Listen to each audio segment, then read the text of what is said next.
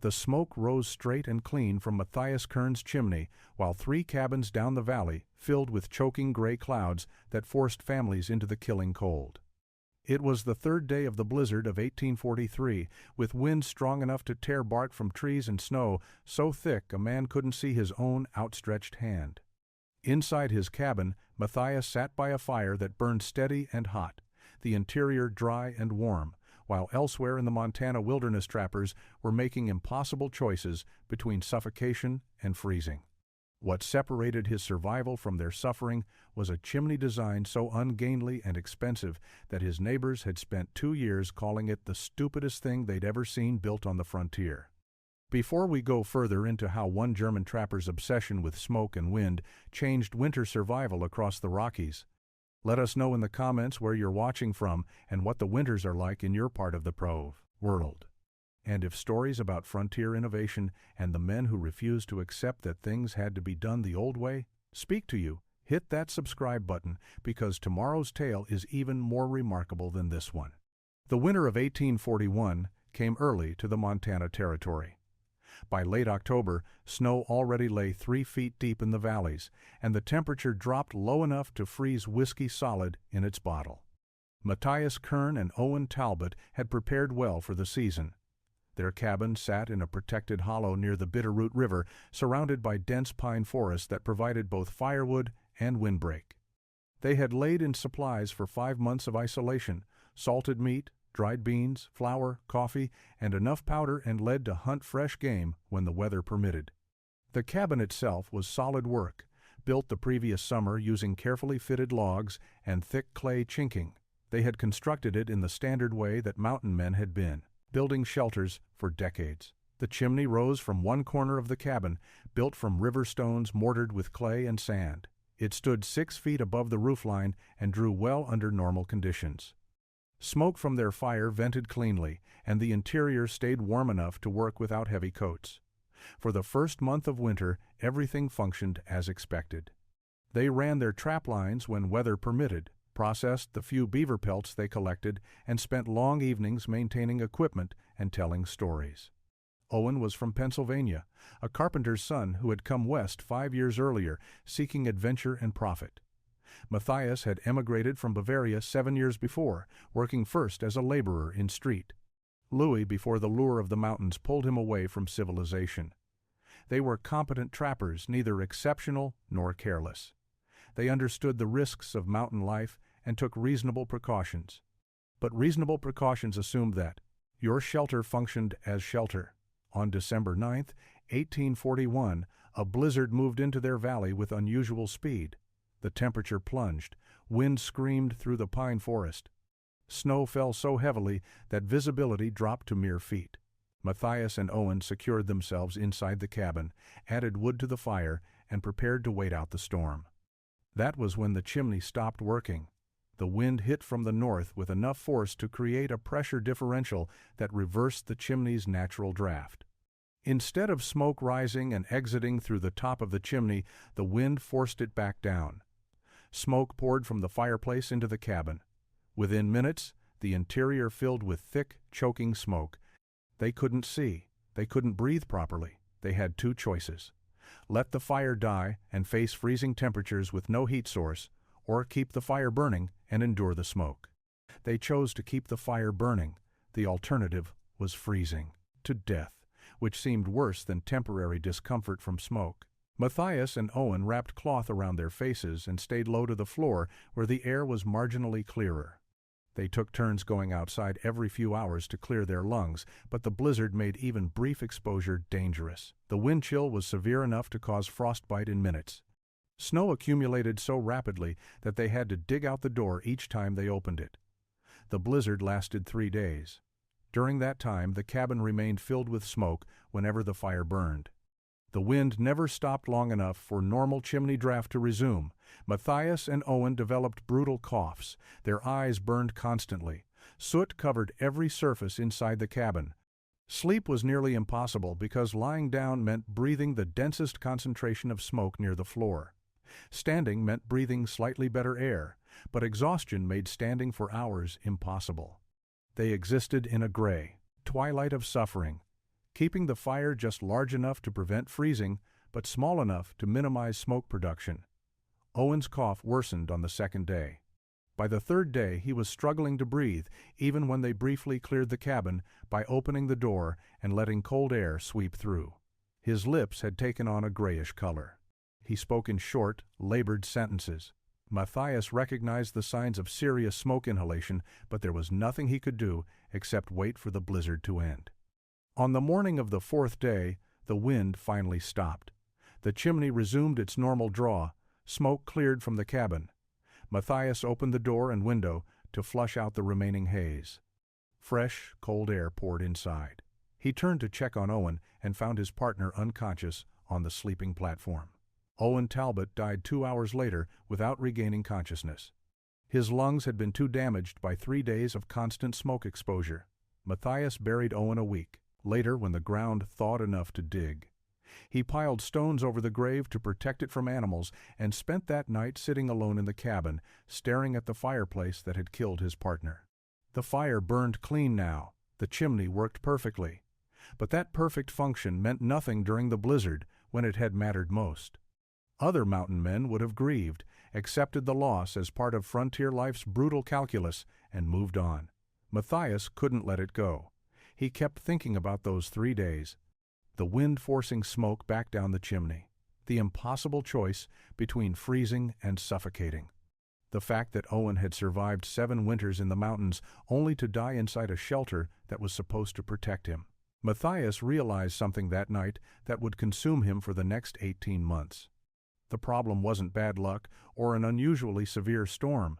The problem was that every chimney built in the standard way had the same fatal weakness. When wind conditions were right, or rather wrong, any chimney could become a death trap. Matthias spent the remainder of that winter alone in the cabin, obsessively studying his chimney. He watched how it behaved in different wind conditions. When wind came from the south, the chimney drew perfectly. East or west winds created minor turbulence, but nothing serious. North winds, especially strong ones, created the deadly downdraft that had killed Owen. He began to understand that the problem was directional and related to how wind hit the top of the chimney opening. He sketched diagrams in the margins of an old ledger book. He drew the chimney from different angles, marking wind direction with arrows and noting what happened to smoke under various conditions. His drawings were crude but detailed. He wasn't an educated man, but he had a practical mind that understood cause and effect. Wind hitting the chimney opening from certain angles created pressure that forced smoke downward instead of allowing it to rise naturally. The question was how to prevent that without blocking the chimney entirely. When spring came and travel became possible again, Matthias didn't leave the mountains to sell furs as most trappers did. Instead, he visited every trapper camp within 3 days' travel. He talked to anyone who would listen about chimneys and winter storms. Most men thought his obsession was strange. Chimneys worked, or they didn't. Everyone dealt with occasional smoke problems.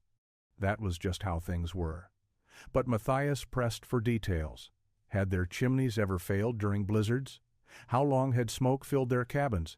Had anyone died or come close to dying? The stories he collected were consistent and disturbing. Nearly every experienced trapper had a story about smoke-filled cabins during severe storms.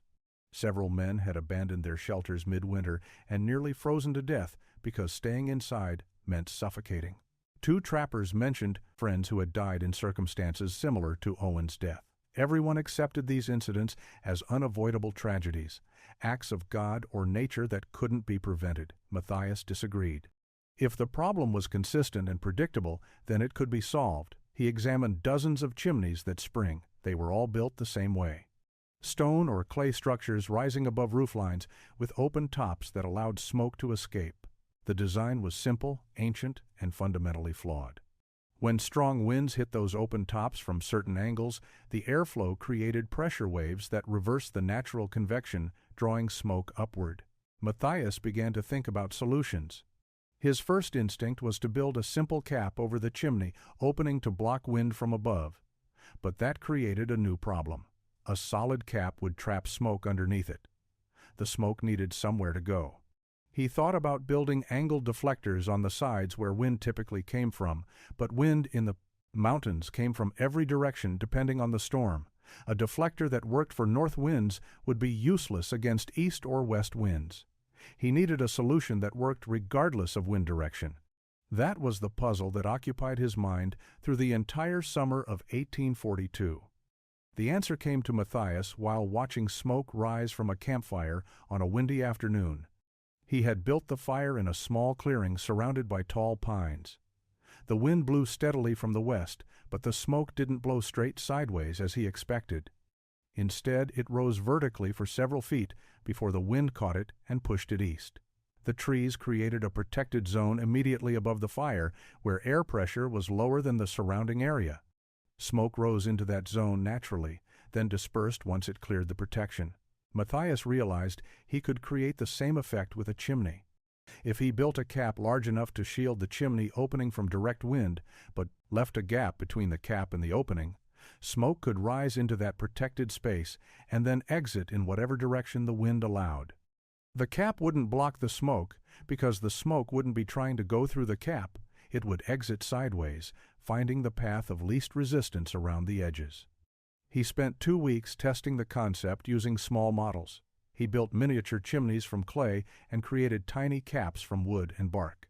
He burned green leaves to create smoke and observed how it behaved with different cap heights and gap sizes. The models were crude, but they proved the basic principle worked. Smoke rose into the gap space beneath the cap and found its way out regardless of which direction wind came from. When he blew on the models to simulate wind, the smoke still escaped cleanly. The critical variables were the size of the gap and the size of the cap itself. Too small a gap and smoke would be trapped. Too large a gap and wind would penetrate underneath and create the same downdraft problem as no cap at all.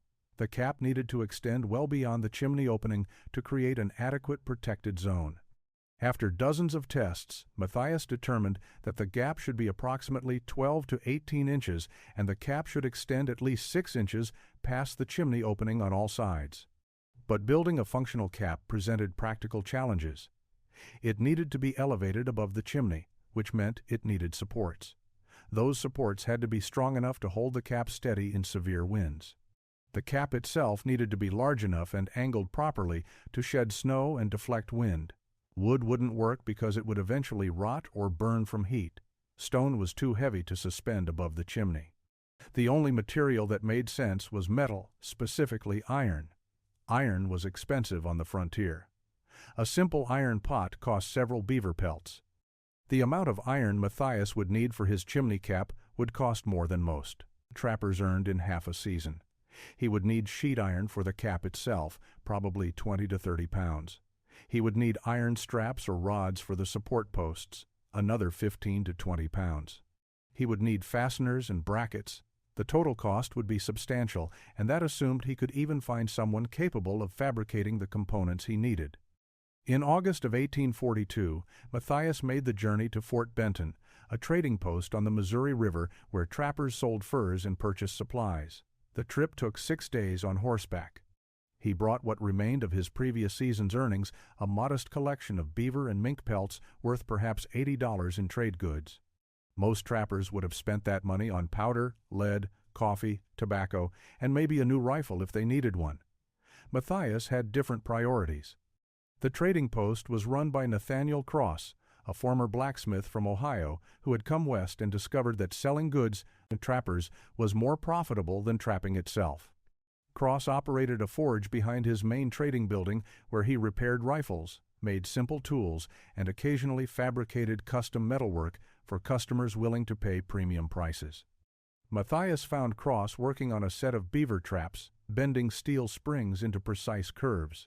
Matthias explained what he needed. A large pyramidal cap made from sheet iron, approximately 3 feet square at the base, tapering to a peaked top. 4 iron posts, each 18 inches long and sturdy enough to support the cap's weight in high winds. Brackets to attach the posts to stone. All components needed to withstand extreme temperature variations and severe weather. Cross listened without interrupting, occasionally asking clarifying questions about dimensions and how the pieces would fit together. When Matthias finished describing the project, Cross calculated costs. The sheet iron alone would cost $30. the posts and brackets, would add another $15. Labor for fabrication would be $25 because the work was custom and would take several days. Total cost, $70. Matthias's furs were worth approximately $80. He would have almost nothing left for other supplies. Cross asked what the contraption was for. Matthias explained the chimney problem, Owen's death, and his theory about creating a protected gap that would allow smoke to escape regardless of wind direction. Cross considered this silently for a long moment. Then he asked why Matthias thought an expensive iron cap would work better than simply accepting that chimneys sometimes failed during bad storms. Every trapper dealt with smoke problems occasionally. That was frontier life. Matthias's response was simple. Owen Talbot had been 32 years old, experienced and careful. He died because the shelter that was supposed to protect him became a death trap when weather turned severe. If a better chimney design could prevent that from happening to someone else, the cost was justified. Cross remained skeptical but agreed to fabricate the components. He told Matthias to return in 1 week. Matthias spent that week camped near the trading post, living on minimal rations and watching Cross work the iron. Other trappers came and went, conducting their business. Several asked Matthias what Cross was building. When Matthias explained, the reactions were universally dismissive. One trapper named Elias Drummond laughed outright and said Matthias was wasting money on the stupidest contraption he'd ever heard of. A chimney cap that didn't even cover the chimney? Ridiculous. The name stuck. By the time Matthias left Fort Benton with his iron components, word had spread about Kern's stupid chimney. Matthias returned to his cabin in early September with $70 worth of iron strapped to his pack horse and almost no supplies for the coming winter. He would need to trap aggressively once the season started. First, he had to rebuild his chimney. The existing stone structure was adequate for the base, but it needed to be taller and more precisely constructed to support the cap system properly. He spent 3 days dismantling the top 4 feet of the old chimney and rebuilding it with careful attention to creating a level, square top surface. The new chimney top measured exactly 2 feet square. He used flat river stones for the uppermost course, selecting each piece for its shape and fitting them together with minimal mortar gaps. The surface needed to be level because the iron posts would rest on it and any tilt would create structural weakness. He used a length of wood and a small bottle of water as a makeshift level, adjusting stones until water in the bottle showed a perfectly horizontal surface. Mounting the iron posts required drilling into stone, something Matthias had never attempted before. He used a star drill, a hardened steel rod with a cross-shaped tip, and a heavy hammer. The final process was brutally slow. He would strike the drill, rotate it slightly, strike again, rotate, building depth a tiny fraction at a time. Each of the 4 mounting holes took an entire day to drill to a depth of 3 inches. His hands blistered, then calloused, then blistered again underneath the calluses. He set the iron posts into the holes using a mixture of melted lead and crushed stone. The lead filled the gaps around the posts and hardened into a grip stronger than mortar. The posts stood vertical, 18 inches tall, positioned at the 4 corners of the chimney top. They were iron straps, 2 inches wide and a 1/4 inch thick, substantial enough to resist bending in high winds. Cross had done excellent work. Each post had a mounting bracket at the top, a U-shaped piece that would cradle the cap's edges. The cap itself was a pyramidal structure made from 4 triangular panels of sheet iron joined at the peak. Each panel measured approximately 20 inches from base to peak. The edges were folded and riveted together, creating joints that wouldn't separate. The entire cap weighed nearly 30 pounds, heavy enough to resist being blown off, but light enough that the 4 posts could support it. Matthias lifted the cap into position and secured it to the post brackets using iron pins that Cross had provided. The completed structure looked exactly as absurd as Elias Drummond had predicted. The cap sat 18 inches above the chimney opening, supported by 4 iron posts, extending well beyond the stone chimney on all sides. It was ungainly, obviously expensive, and completely unlike any chimney anyone had ever seen. Matthias didn't care how it looked. He cared whether it would work when winter came and the wind tried to kill him the way it had killed Owen. The first significant test came in late October when an early storm brought high winds and heavy snow. Matthias sat inside his cabin with a fire burning hot, watching smoke rise through the chimney, opening into the gap beneath the iron cap. The wind came from the northwest, strong enough to rattle the door and whistle through tiny gaps in the log walls. Under normal circumstances, wind from that direction would have created downdraft in his old chimney design, but the smoke rose cleanly into the protected space beneath the cap and exited on the southeast side where wind pressure was lowest. He went outside during the storm to observe the cap from ground level. Snow accumulated on the angled iron surfaces but slid off before building up significantly. The cap shed precipitation naturally because of its pyramidal shape. Wind hit the iron panels and was deflected upward and sideways, exactly as Matthias had hoped. The gap remained clear. Smoke emerged from beneath the cap in a steady stream, bending with the wind once it cleared the protected zone, but never being forced back down into the chimney. Inside, the cabin stayed completely smoke-free. The fire burned with excellent draft, pulling air through the gaps around the door and window, feeding the flames efficiently, sending smoke upward without hesitation. The temperature inside remained comfortable. Matthias didn't need to make the impossible choice between freezing and suffocating. The chimney simply worked. Over the next 6 weeks, he tested the system under every condition Montana weather offered. Winds from different directions, light snow, heavy snow, freezing rain, extreme cold that dropped below zero for days at a time. The cap performed flawlessly in every situation. The key was the gap and the size of the protective zone. Smoke always found a way out because there were always at least 2 sides of the gap where wind pressure was low enough to allow escape. Matthias kept detailed notes in his ledger book. He recorded wind direction, approximate wind speed based on observable effects, temperature, and how the chimney performed. His notes showed consistent success. Not once did smoke back up into the cabin. Not once did the cap fail to shed snow. The iron posts remained rigid and showed no signs of weakening. The structure was sound. Word of his chimney had spread among the scattered trapping community during the fall. Several trappers stopped by his cabin, ostensibly to trade news or borrow supplies, but really to see the stupid chimney that Kern had wasted $70 building. Jacob Pine, an older trapper who had worked the Rockies for 15 years, studied the design carefully and asked thoughtful questions about gap size and cap dimensions.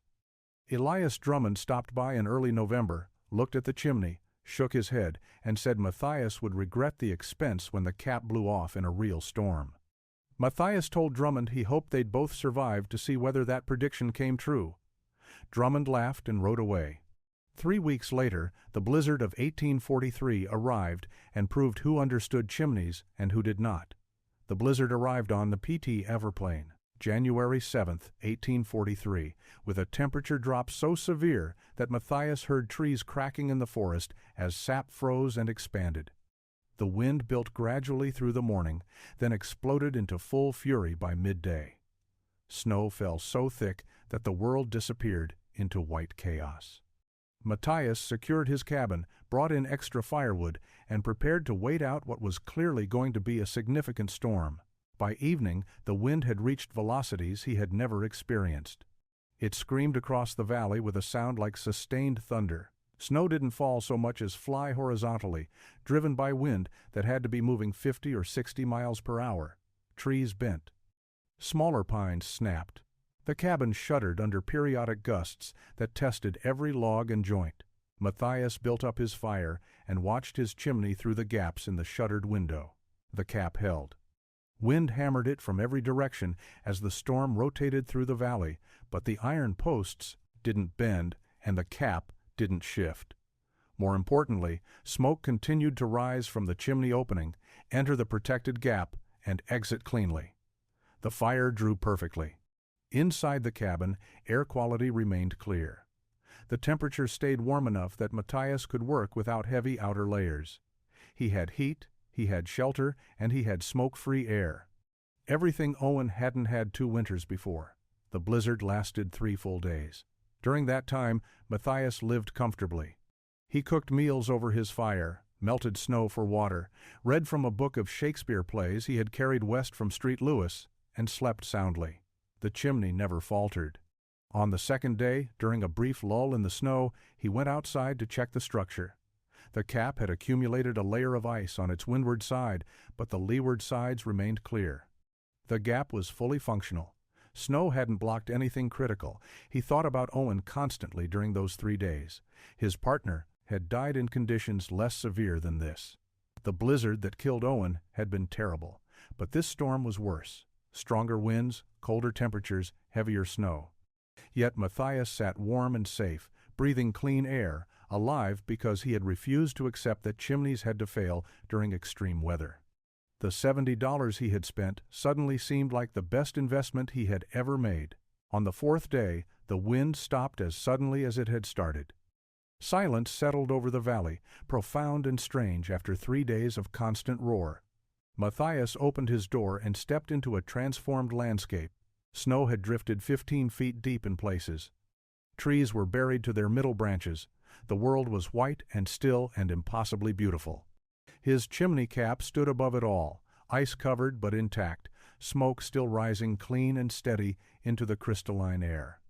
Matthias wondered how his neighbors had fared and whether their standard chimneys had protected them, or betrayed them, the way his old chimney had betrayed Owen. Matthias got his answer on the 5th day after the blizzard, when he saw a figure struggling through the deep snow toward his cabin. The man was moving slowly, stopping frequently, clearly exhausted. Matthias grabbed his rifle reflexively, then recognized the gait and build. Silas Hartwell, a young trapper who had a cabin about 4 miles southeast along the river valley. Matthias waded out through the snow to help him cover the final 100 yards.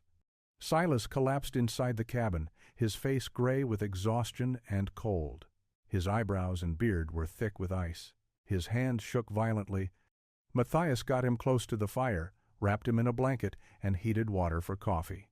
It took 20 minutes before Silas could speak coherently. When he finally did, the story tumbled out in broken sentences between fits of coughing. The blizzard had nearly killed him. His chimney had failed on the 1st day, exactly as Matthias's old chimney had failed 2 years before. Wind-driven downdraft had forced smoke back into his cabin. He had faced the same impossible choice: freeze or suffocate. He had tried to keep the fire small, just enough for minimal heat, but even a small fire produced enough smoke to make breathing difficult. By the 2nd day, his cabin was thick with smoke, and he was coughing constantly. On the 3rd day, Silas realized he was going to die if he stayed inside. The smoke was too much. His lungs burned with every breath. His eyes were swollen nearly shut. He couldn't sleep because lying down meant breathing the densest smoke. He made a decision that seemed insane, but was actually his only chance at survival. He would abandon his cabin during the blizzard and try to reach another trapper's shelter. He knew Matthias's cabin was roughly 4 miles northwest, 4 miles through waist-deep snow in blizzard conditions, with visibility near zero. The trek had taken him nearly 8 hours. He had followed the river, knowing that as long as he kept water on his left, he was going generally the right direction. He had fallen dozens of times. He had seriously considered stopping and letting the cold take him because continuing seemed impossible. But somehow he had kept moving, one step after another, until he saw smoke rising impossibly clean from a chimney that looked wrong, and he knew he had found Matthias Kern's cabin. Silas stayed with Matthias for 3 days while he recovered. During that time, he studied the chimney cap obsessively. He went outside repeatedly to look at it from different angles. He asked Matthias detailed questions about how it was built, what it cost, where the iron came from, and most importantly, whether it had worked during the blizzard. Matthias told him the truth. The chimney had performed perfectly for 3 days. Not once had smoke entered the cabin. Not once had he worried about suffocating or freezing. Silas's response was quiet but intense. He said he had laughed when he heard about Kern's stupid chimney. He had thought Matthias was a fool for spending $70 on unnecessary ironwork. Now he understood that the real fools were men like himself who built chimneys the traditional way and hoped they wouldn't die when winter turned severe. When Silas Hartwell returned to his own cabin in late January, he found the interior coated in thick black soot and his supplies ruined by days of smoke exposure. He spent 2 days cleaning, then made the journey to Fort Benton. Nathaniel Cross was surprised to see a trapper requesting custom ironwork in the middle of winter, but when Silas explained what he needed and why, Cross understood immediately. He had heard that Matthias Kearns survived the blizzard of '43 in complete comfort. Now he was hearing how Silas nearly died in the same storm. Cross fabricated a second chimney cap system, this time with more efficiency because he understood the design. Word spread quickly through the scattered trapping community. By spring of 1843, 5 more trappers had commissioned caps from Cross. By fall, he kept the components in stock as standard inventory. Trappers started calling them Kern caps, though Matthias never asked for recognition or payment for the design. He had solved the problem for himself. That others benefited was simply practical sense. Jacob Pine adopted the design in the summer of 1843 and became its most effective advocate. He was respected among mountain men for his experience and judgment. When Pine said something worked, people listened. He told anyone who would hear that the Kern cap was the single most important survival innovation he had seen in 15 years on the frontier. He had survived the blizzard of '43 with his traditional chimney, but barely, spending 3 days in smoke-filled misery. He would never face another winter without a proper cap. Even Elias Drummond eventually built one, though he never admitted he had been wrong. He simply showed up at Fort Benton in the fall of 1844 and commissioned the ironwork without comment. Cross mentioned it to Matthias months later. They both understood what it meant. The stupid chimney had become standard practice. The design spread beyond the immediate trapping community. Settlers moving into Montana Territory in the late 1840s discovered Kern caps on abandoned trapper cabins and recognized their superior function. Frontier guides and traders carried knowledge of the design to other regions. By the 1850s, variations of the elevated cap system appeared on cabins throughout the northern Rockies, the Cascade Range, and even parts of Alaska, where Russian traders adapted the principle for their outposts. Matthias left the mountains in 1847. The fur trade had collapsed, beaver populations were depleted, and he had saved enough money to start a different life. He married Lydia Brennan, a widow he met in Oregon City, and established a small farm in the Willamette Valley. They raised 3 children who never knew their father had once lived alone in the wilderness, building things that saved lives. He died in 1868 at age 54 from pneumonia, surrounded by family who mourned him as a good man and reliable farmer. His obituary in the Oregon Spectator made no mention of chimneys or innovation, but in the mountains he had left behind, cabins still stood with iron caps elevated above stone chimneys, gaps allowing smoke to escape regardless of wind, and trappers and settlers staying warm through blizzards that would have killed them in earlier decades. The stupid-looking design that cost $70 and invited ridicule had become the difference between survival and death across thousands of square miles of frontier territory. Matthias Kern had proven that the best solutions often look wrong until the moment they save your life.